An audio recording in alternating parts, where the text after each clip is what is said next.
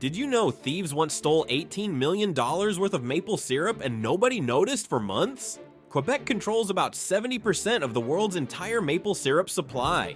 One federation runs all of it. They even built a physical reserve, thousands of barrels stored in rural warehouses just to control the global price. Think of it like an oil reserve, but stickier. In 2011, a group of thieves figured out something remarkable. They had inside access to those warehouses, so they got to work. Night after night, they pumped real syrup out of the barrels and replaced it with water. Nearly 3,000 tons moved through a network of buyers across North America over more than a year. Nobody caught them through surveillance or a tip. A routine barrel audit flagged the weights as wrong. Investigators treated it like a gold heist. Full forensic response, international coordination, serious charges. The ringleader, Richard Valliere, was eventually convicted and sentenced to 8 years. The most absurd heist in history was also one of the most carefully executed.